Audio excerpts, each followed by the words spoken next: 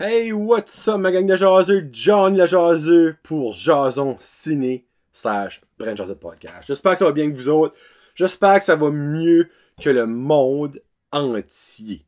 Parce que oui, comme vous le savez, on est toutes pratiquement en quarantaine en cause du COVID-19, du coronavirus.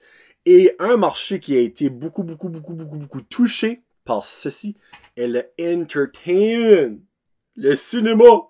Les films, pratiquement tous les cinémas, les théâtres sont formés de force, incluant le cinéma Apollo de Batters. Et laissez-moi vous dire que quand j'ai eu la nouvelle que le cinéma formait, j'ai eu un solide moton dans la gorge parce que, comme vous le savez, je vois beaucoup de films, mais là, jusqu'à preuve du contraire, je ne peux plus aller au cinéma. Souhaitons, croisons-nous les doigts, que ça dure juste une couple de semaines. Mais la main que le monde passe, ça va dire une couple de mois et je vais capoter. Donc, officiellement, ce sera le dernier Jason Ciné jusqu'à preuve du contraire. Aussitôt que les cinémas réouvrent et que le monde redevient en vie, parce que là, right now, tout est mort. Puis là, je parle au sens, pas figuré, au sens qu'il n'y a plus rien qui se passe. Comme il n'y a plus rien. Rien. Faut que tu restes chez vous et tu fais rien. Ça qui a été majeur au niveau cinéma parce qu'il y avait des gros films qui s'en venaient. On parle de Black Widow, Mulan, Wonder Woman, que ce soit les films qui venaient de sortir comme Onward que je vais parler aujourd'hui, Bloodshot, Lovebirds, Fast and Furious, le 9 a été poussé de 1 an. Tous ces films-là sont présentement on hold. A Quiet Place 2, il y en a un autre. Donc ça fait pitcher. Puis il y a même beaucoup de séries télévisées, comme exemple District 31. Il n'y aura pas de dernière semaine. Là. Ils n'auront pas eu le temps de le filmer. The Witcher saison 2 a été arrêté. C'est fou qu'est-ce qui se passe right now. Ce n'est pas le fun, mais que voulez-vous? C'est la vie. Il faut qu'on se supporte là-dedans. Puis il faut qu'on soit réaliste que si on fait ce que le gouvernement demande, en partie, ça va passer beaucoup plus vite. Oui, ça peut encore durer des semaines, mais au lieu de durer des mois et peut-être même des années. Là, je dramatise, mais oui. Aujourd'hui, en gros, pour le dernier Jason Ciné de peut-être 2020, de peut-être jusqu'à l'été, je parle du film My Spy, Onward, et là, pour ceux et celles qui regardent vidéo, j'ai toutes les Funko Pop de Onward ici, je vous en parle tantôt. Et aussi le film The Hunt, en plus de jaser un petit peu de la bande-annonce du film Soul, le prochain film Pixar. Donc, Onward était le dernier film Pixar, mais là, ça va être le prochain, c'est Soul, avec Jamie Foxx et Tina Fey. Encore là, il va sortir la date prévue, qui est le 19 juin. On verra bien. Donc, premier film que je vais jaser avec vous autres est My Spy avec David Bautista. Ou mieux connu sous peut-être le nom de Drax. Je lui donne un 3 jaseux sur 5. Un bon petit divertissement en famille. J'étais avec mon garçon. Mon garçon a vraiment aimé ça. C'était son premier film de grand. Et là, je tiens à préciser parce qu'habituellement, il avait juste vu des films d'animation ou des films très légers avec des vrais humains. Là, ça, c'était un petit peu plus dans le... On s'entend, c'est pas ça ou c'est pas The Expendables. Mais pour un petit garçon de 5 ans et demi, c'était quand même une petite coche au jeu. En gros, c'est l'histoire de David Bautista, qui est un agent secret. Puis ben, il fait tout chier une mission. Puis ben, il a downgrade, donc dans le fond, à surveillance des assets d'une mission qui suivait, mais que finalement, il peut pas être dans l'action. Donc, il est avec... qu'est-ce qu'il est le nom de l'autre madame qui est tellement drôle dans le film? J'ai déjà vu une couple de films, c'est pas une femme qui est trop on the spotlight. Kristen Schaal, qui a joué entre autres dans Cloudy with a Chance of Meatball, Norbit, de Muppet. Elle fait la voix de Louise dans Louise Burger. Donc, elle. Ils sont basically dans un appartement pour faire la surveillance d'une femme et une fille qui, leur père a été assassiné et il y a du monde qui en veulent à eux autres parce qu'ils ont supposément quelque chose de très important que eux savent même pas. Et ça tourne autour de ça, que là, la petite fille, elle est très intelligente. Chloe Coleman, Chloe Coleman, première fois, moi je la voyais, mais après ça, j'ai entendu dire que c'était elle qui faisait la jeune Rey dans Star Wars. Donc ça, je ne savais pas ça. Et elle a aussi joué dans... elle va jouer dans Avatar 2. Oh, intéressant. Mais elle est très, très, très smart. Puis elle aspire à devenir Secret Agent, elle aussi. Puis ben, là, je veux pas nommer de punch parce que vraiment, il y a des bons petits punch. Il y a pas vraiment de... Ben, il y a actually une grosse twist à la fin. Never mind. Il y a une grosse twist à la fin. Mais c'est vraiment bon pour vos enfants. Oui, il y a de l'action par bout. Il y a du shootage. Il y a même des fois, il y a des petits mots vulgaires. Là. Mais tu sais, c'est pas motherfuckers vers le même. C'est vraiment... tu sais, c'est comme... little bitch. C'est des méchants mots, mais qui vont peut-être passer et inconnus avec vos enfants. En tout cas, Loric m'a pas posé de question à tout, lui. Puis après, du contraire, à zone qu'il le dit pas devant nous autres, on est safe. Mais vraiment, le petit a vraiment aimé ça. Moi, j'ai trouvé ça bon. Tu sais, c'est un bon petit divertissement. 3 jours sur 5, c'est vraiment une note raisonnable. J'aurais peut-être donné un petit peu plus. David Bautista, on va se le dire, c'est peut-être pas le meilleur acteur du monde. Fait un petit peu penser à Vin Diesel dans son casting, tout le temps sérieux, gros monsieur Muscle. Vous voyez ce que je veux dire, là? Vous direz, il a sorti ce genre de sa zone de confort dans le film, mais pas trop. Peut-être pas assez à mon goût, mais c'était quand même vraiment bon. J'ai ri en masse. Il y avait de la bonne action pour un film d'enfant-ish. Et voilà, 3 jours sur 5 pour My Spy. On continue avec The Hunt. Et ça, honnêtement, je lui donne un 3.5 jours sur 5. Avant d'aller voir le film, je n'avais aucune idée de Hunt était quoi. Ça a été mon dernier film que je vois au cinéma Apollo avant la fermeture. J'avais le choix entre ça et The Way Back avec Ben Affleck, mais j'avais vraiment entendu des petits échos que The Way Back c'était pas si wow que ça, et de Hunt, j'avais aucune idée c'était quoi, autre que c'était pas un film d'horreur. Donc je me dis, why not? Et j'ai été agréablement surpris. Premièrement, en allant voir The Hunt, toutes les affaires de politique dans le film, si tu mets ça on the side, tu sais, toutes les affaires des gens de gauche, les gens de droite, les racistes, les non-racistes, les rednecks, les non-rednecks, si tu enlèves ça, qui est une grosse partie du film, mais si tu mets ta switch à off pour ça, que tu t'es pas comme oh, come on, que t'es comme ou oh, come on, tu sais, le film est vraiment bon.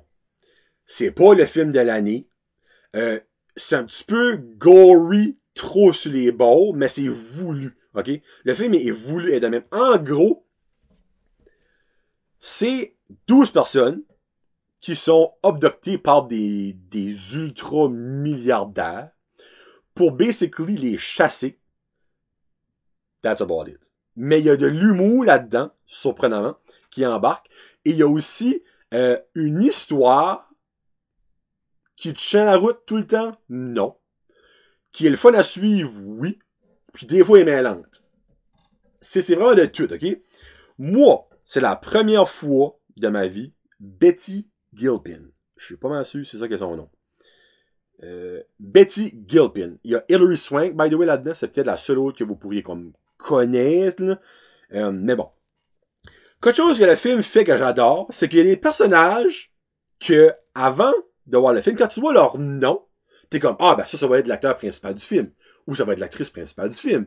Mais que dans les premières minutes, ils te prouvent le contraire. Et là, vous pouvez voir venir, ils se font tuer. Moi, là, après 5 minutes dans le film, j'étais comme, où est-ce qu'on s'en va? En gros, là, ils se chassent. Ils ne savent pas pourquoi, mais c'est ces riches-là qui ont acheté un manoir avec un énorme terrain. Ils ont mis des trappes là-dedans, ils se sont mis un bunker. Ils se sont même bâti des affaires, tu sais, comme triquer le monde, on va mettre ça de même. Ça finit dans le fond weird. Je vous mentirais pas, mais ça finit, je suis comme, ok. Mais j'ai aimé le film, et je peux pas comprendre, je peux même pas m'expliquer pourquoi que j'ai tant aimé le film, mais j'ai aimé le film. À ce point-là, pour donner 3.5. Honnêtement, il y a peut-être du monde qui va aller voir, va donner comme 0. Comme il y a du monde qui va aller voir, va donner 5. Moi, il y a des affaires que j'étais comme, c'est vraiment pas nécessaire, mais tout ce qui est pas nécessaire, selon moi, c'était voulu que c'était dans le film. C'était intentionnel qu'ils le mettent de même pour piquer les gens, pour pointer du monde. Tu sais, Trump, il a pas aimé ce film-là. On l'a déjà entendu, il l'a déjà dit. Et je comprends pourquoi. Parce que Trump, eux qui sont chassés, c'est du monde comme lui. On reste ça de même. Bon. Donc, The Hunt, un bon petit divertissement qui va, by the way, être disponible très prochainement à cause du coronavirus. Donc, sur les on-demand. Et là, je finis avec Onward. Et mesdames et messieurs, énorme était ma surprise, mais ô combien plaisante. Je lui donne la note parfaite de 5 jaseux sur 5 pour Ian et Barley Lightfoot et leur père Wilden. Adoré, c'est dans mon top 3 films Pixar préférés, peut-être même top 2. J'ai adoré le film sans bon sens. Le petit, en sortant, capable, c'est le meilleur film que j'ai vu de ma vie, c'est mon nouveau film préféré. Je sais pas si ça a duré longtemps, je sais pas si vous demanderez encore right now, ça serait le cas, mais il me l'a dit. C'est l'histoire de Ian et Barley. Et là, je garde parce que j'ai leur boîte de Funko Pop. Comme ça, c'est eux autres. Là. Ça, c'est les deux frères. Ça, c'est leur paye. Et ça, c'est la Manticore. C'est un lion avec mêlé avec un aigle et mêlé avec un scorpion. C'est une affaire mythique de Donjons et Dragons. L'histoire tourne autour beaucoup de Donjons et Dragons, mais vous n'avez pas besoin d'être un expert. Je ne suis aucunement un expert de Donjons et Dragons et j'ai tout compris dans le film. En gros, c'est les deux frères. Ian tourne 16 ans et son frère, je sais pas, il a 17 ou 18, il y a un an ou deux de plus vieux que lui. Puis, leur père est décédé quand que Ian, le plus jeune, est né. Mais l'autre, il a comme pratiquement aucune memory de son père parce qu'il était vraiment extrêmement jeune. Puis ben, Ian, vu qu'il a jamais vu son père, ça a toujours été son rêve de rencontrer son père. Puis il y a beaucoup de monde qui parle « Ah, tu ressembles beaucoup à ton père, ta. » Puis ben, finalement, quand que Ian tourne 16 ans, sa mère dit « Quand votre père, avant de partir, m'a donné quelque chose, il dit « Quand mes deux garçons auront plus de 16 ans, donne-leur ça, ils vont savoir quoi faire avec. » Turn out que Barley est un énorme fanatique de Donjons et Dragons. Il connaît tous les sorts, les wizards et tout ça. Actually, mentionné, j'ai oublié que c'est comme d'un monde fantastique avec des licornes, puis des minotaures, puis des centaures, puis les autres, c'est des gnomes. Il y a des trolls, tout ça. J'ai oublié, c'est pas du vrai monde, dans le fond. C'est un monde fantastique qui, avec la technologie, ont toutes perdu leur magie. Enfin, il y a des fées. Mais des filles là-dedans, ils drivaient des baisers à gaz, parce qu'ils sont plus capables de voler. Ils ont toutes perdu les étincelles, la magie qu'il y avait longtemps passé à cause de la technologie. Fait, tu peux penser à nos jours, hein. On est tout en train de perdre notre knowledge à cause de la technologie, parce que, tu sais, il y a plein de monde qui leur demande un numéro de téléphone, ils vont regarder sur leur cell, mais ça va pas par cœur. Hein? Puis en gros, leur père leur donne une baguette magique. Là, vous pouvez voir, je crois que c'est Ian qui l'a dans ses mains. C'est une baguette magique avec un diamant de phénix. Et il y a un sort qui leur permet de faire revenir leur père pour 24 heures. Mais l'affaire, c'est quand ils font le premier sort, il y a quelque chose qui arrive, je crois que c'est Barley se fait pousser, puis la canne tombe, puis leur père réapparaît juste à la moitié, mais c'est juste les jambes qui réapparaissent. Il peut pas leur parler, il peut pas les voir, il peut juste les filer, tu sais, comme ils tapent leurs pieds, puis comme, en tout cas, c'est bien ça marche. Puis ben là, évidemment, ils s'en vont sur une quest pour trouver un autre diamant pour faire revenir l'autre moitié de leur père. Là, ça décosse des aventures avec des licornes enragées, puis la Manticore les aide là-dedans, un restaurant pour familial, en tout cas. Puis ben, turn out qu'à la fin, ils te slapent une claque dans la face parce que tout le long du film, tu penses que la fin est que quelque chose que tu t'enlignes à est assez évident. Non! Eux autres ont dit, ça toi tu penses. Environ à 20-25 minutes de la fin, on te calisse une tape en pleine face, mais on dit, c'est pas là qu'on s'en va pantoute. Moi, là, j'ai braillé comme braillé, là. Là, oui, je braille souvent dans les films. Là, quand mon garçon est avec moi, habituellement, je fais mon touffe. Là, il me garde et comme, papa, t'es-tu correct? Là, je suis comme, oui. Ça fait plus de chien, je suis comme, non, brailler, comme, je ne dirais pas pourquoi, je ne dirais pas où ça s'en va, je ne dirais pas qu'est-ce qui arrive, parce que faut que vous vivez ce moment-là, comme que moi je l'ai vécu. Moi, ça m'a rentré dedans, là, comme sans bon sens. Puis c'est pour ça que j'ai autant adoré le film. Les animations de ce film-là sont incroyables. Il n'y a aucun film de Pixar qui a des belles animations comme ça. Il y a quelque chose à la fin, je dirais pas c'est quoi, qui est tellement weirdement fait, mais tellement bien fait en même temps.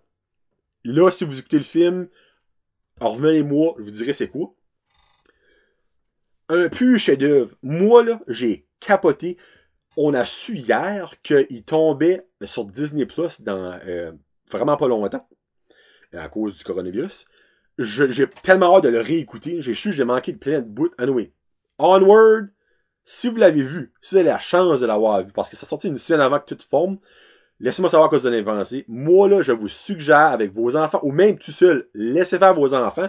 Si vous voulez pas les voir, si vous voulez pas qu'ils vous voient brailler, wow, juste wow. Et moi, ce qui me fait chavirer, c'est qu'à cause du crise de coronavirus, ce film-là n'aura pas le crédit qu'il deserve.